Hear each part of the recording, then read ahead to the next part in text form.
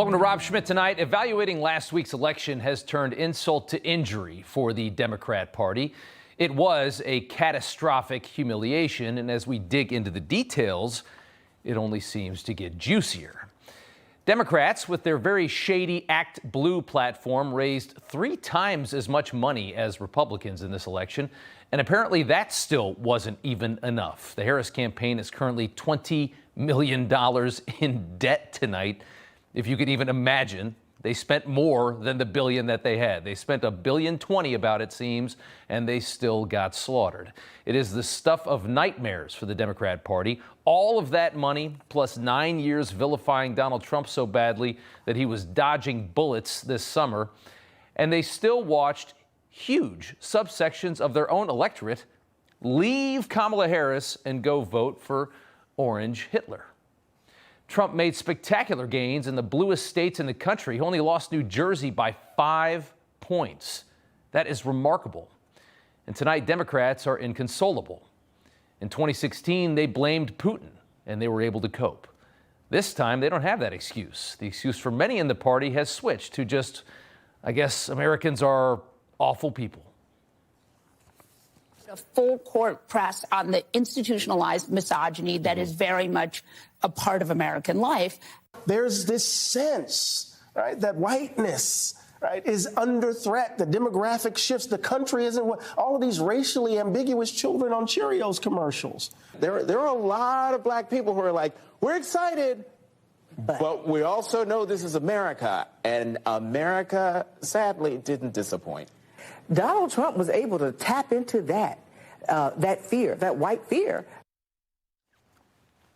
It's a lot of fun on cable news right now. A lot of scolding this weekend from those places because, of course, flyover state Democrats that have been pushed toward Trump by the woke lunacy of their own party, they love being called Neanderthals by coastal elites on cable news networks. For Democrats, the tough transition away from coastal elite orthodoxies like wokeness that have turned them off so much and toward populism would actually help to save their voting base. That's what they could do if they actually wanted to fix the problem that they have. But of course, with populism, coastal elites have been fighting that for several years now. In 2016, they basically just handed the primary to Hillary Clinton, even though it appeared that Bernie Sanders might have had it in the bag. Since then, Nancy Pelosi and company have been fighting to convince an increasingly skeptical base that they really do care about what their voters want, even though all indications are they absolutely do not. Listen to Pelosi defend her party after an indefensible collapse last week. Senator Bernie Sanders said it should come as no great surprise that a Democratic Party which has abandoned working class people would find that working class people have abandoned them. Well, I just completely disagree. And in fact, might notice that Kamala Harris ran ahead of Bernie Sanders in Vermont. Our purpose is, in the Democratic Party, is for America's working families.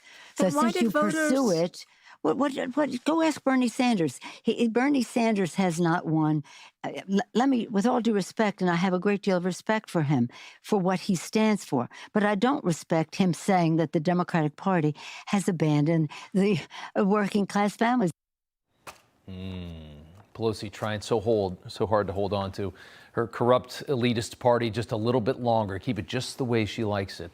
Planning for Gavin Newsom, of course, family to her, maybe the most elite candidate ever to snag the nomination in 2028. That's what she wants, right? A slick smile and a $500 haircut presiding over California, the most squandered jewel on the planet. You're going to put that up against J.D. Vance in 2028. Good luck getting the Rust Belt back in 4 years with that plan. As 60 Minutes reported last night, 80% of American counties shifted toward Trump in this election. The Democrat Party is on life support. The New York Times says it's all Biden's fault, that Kamala was just dealt a bad hand. Quote, where did that bad hand come from? It was dealt to her by 2 people. President Biden, who produced a governing record she could not effectively defend or run away from, and herself, with all the toxic position taking she did in 2019, generating endless attack ad fodder for Donald Trump. And Mr. Biden even bears blame for Ms. Harris's pre-2020 baggage, since he put her on the ticket in full awareness that she was carrying it. So that's the New York Times assessment. But does anyone actually believe Joe Biden chose Kamala Harris after she branded him a racist, in that early debate, the primary debate? Of course not. Kamala as VP was proof that Joe Biden never had any control of this White House, and that is what really tanked the party. Obama's radicals used Biden as a Trojan horse, the old white guy that America could trust. He was stuffed with the most radical agenda ever, and he was shoved into the White House, bringing an open border, attacks on essential freedoms like speech and thought, and tyrannical lawfare against his political opponent with him. All of this, all the failings that led to what happened last Tuesday night were outlined quite brilliantly, we will say, by Fareed Zakaria on CNN on Sunday. An asylum system that was meant for a small number of persecuted individuals was being used by millions to gain legal entry. Instead of shutting it down, liberals branded anyone protesting as heartless and racist. The second error was an overzealous misuse of law to punish Trump. The dominance of identity politics on the left, which made it push for all kinds of DEI policies that largely came out of the urban academic bubble, but alienated many mainstream voters. There's an irony in claiming to be pro-Latino by insisting that people use the term Latinx, only to discover that Latinos themselves think the word is weird. Yeah. You let a bunch of crazy people that run universities and live in cities like San Francisco control your political party, and then you tried to win states like Georgia and North Carolina and Pennsylvania with their ideas. Is anyone surprised Hispanic voters shifted hard toward Trump in this election?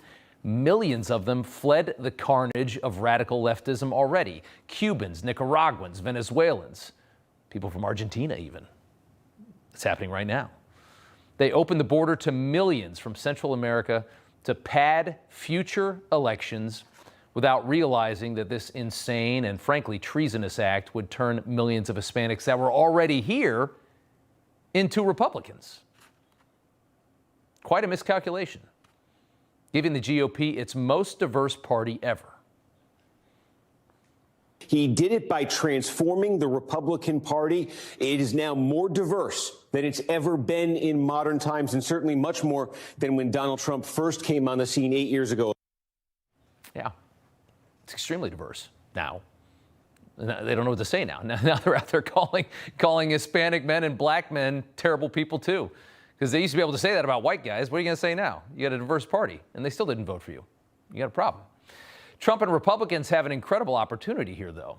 Simply by following through and running the country with common sense, American voters will likely be blown away after suffering through the last 4 years of lazy, total incompetence, the last 4 years of utter madness that they've seen. Trump's calling his movement, his party, he calls it the party of common sense now. I think it's the best branding you could possibly have when you're up against the last 4 years.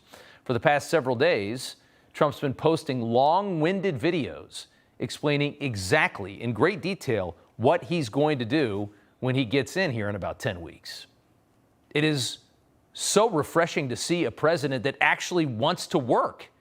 Did you ever think Joe Biden really wanted to do any of that? He didn't even want the job to begin with. They shoved him in there. Seeing somebody that's hungry, that wants to work, a guy who's really in charge, a guy that's actually going to run the country with an aggressive agenda. How refreshing is that from what we've seen, the bumbling incompetence? Some of the most intelligent alphas in the country are about to descend on Washington and rip it away from arguably the most incompetent administration in American history. And we can't wait to see it. As far as results go, the difference that you are about to see in government might actually shock you. You know, everybody's reporting the same stories, the same spin. You turn the channel, it's always the same. But not us. We're different. We report the real news. No spin, just the facts. Turn to us, and you won't turn back. Tune in to Rob Schmitt Tonight on Newsmax.